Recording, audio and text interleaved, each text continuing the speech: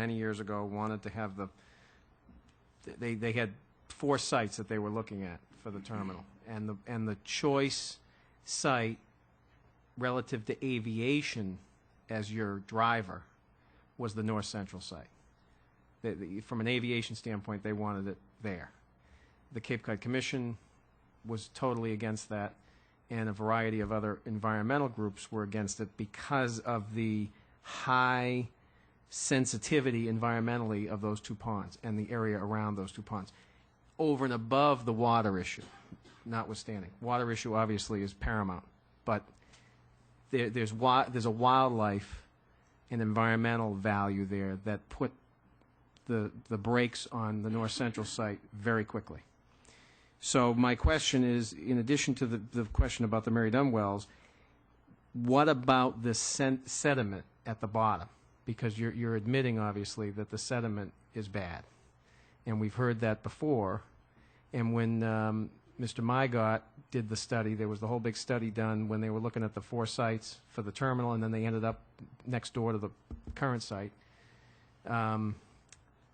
It was made clear to me at a big hearing that was over at the hotel over by the mall that the bottom sediment of that pond is a problem, but the problem was best left alone. To try to remove it or remediate it somehow was deemed not a good idea. So I'd like to have a little more information about that, as well as the Mary Dunn wells. Thank you.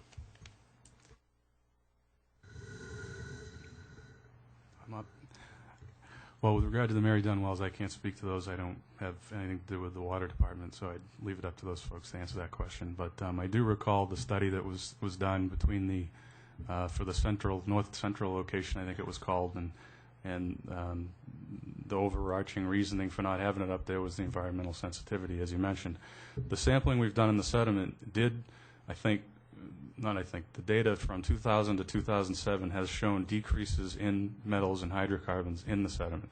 And I think that's directly attributable to the improvements the airport's made with regard to remediation, stormwater, facility maintenance. To answer your question about the sediment contamination that is there, macroinvertebrates were collected. You look at what bugs are living in the soil. You do a food web analysis and see how that impacts from the bugs up to the birds, from the toads to the birds, and that type of food web analysis. That was started as part of the DRI process. There's a pretty significant study in that DRI.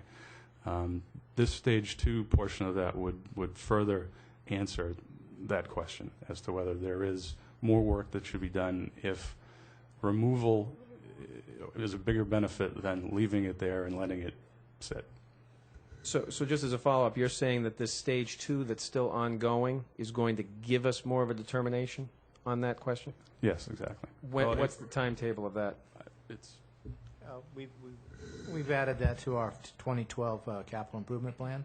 So as soon as we get that funded, we'll get started on a assessment. So upon approval of the CIP from us, your intention or desire is to go forward with that phase 2, which would really get our arms around this question of what to do with that sediment. That's correct. Okay. All right. Well, thank you for the answer. And if there's